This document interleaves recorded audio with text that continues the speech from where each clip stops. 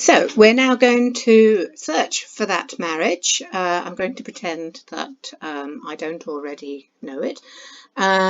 So we are looking for John W.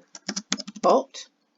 And again, because we're hoping that Parish Register might come up, I'm going to start from this page and not go just specifically to the civil registration indexes.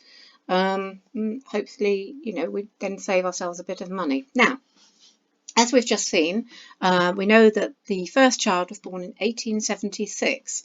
So maybe we will do a search from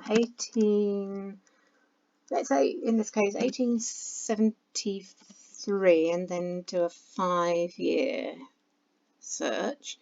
Now, if you remember, we weren't sure whether the marriage might be in Birmingham or Yorkshire, maybe even somewhere else. We're going to leave that blank for now. Now, because we are searching for parish registers as well, I'm going to put in the name of the spouse, as I might have got it from the census, but I might not know the surname at this point. So I'm going to put that in just to give us some extra criteria. We check that we just got UK and Ireland there, and we click on search. Now, as you can see, there's quite a lot of John Botts that come up. It's a much more common name than you might think. You might find that quite a lot when you're doing searches, that names are far more common than you think they are. Anyway, let's just have a look at, and we can hover over a few of these. Now, you can see from the visual thing here, this is an actual parish register, but it's not the right one. If you come down here, what you will have is the names of all the people on that particular page.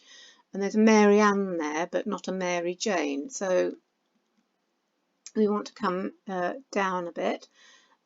We might have looked at this one in Warwickshire, thinking of Birmingham, but again, you can see that's not the right one. So let's have a look at this one.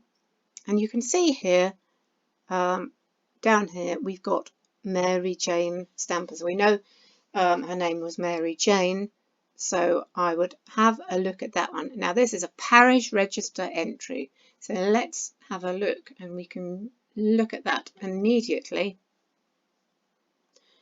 on Ancestry, and when it comes up, we can have a look at the details and see if they tie up with what we already know.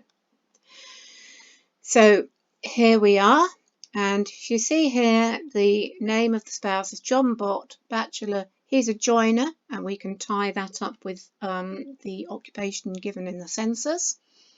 And his residence at the time of marriage was in Cheetham in Manchester.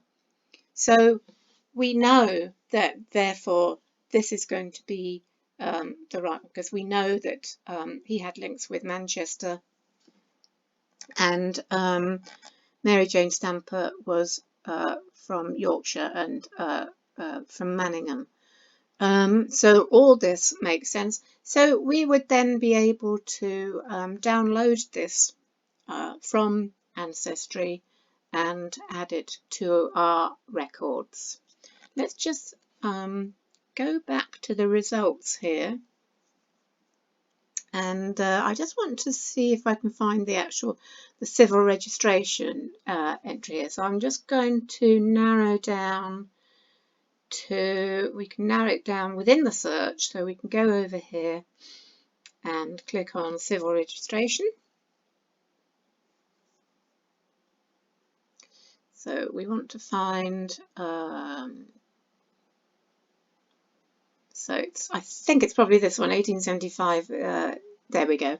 Now, if you look at the record here, again, with the civil registration, if you didn't find the parish register and you needed to order the marriage certificate, if you go to the record, you've got all the reference details that you need here, but you can also cross-reference with the names on the registration page.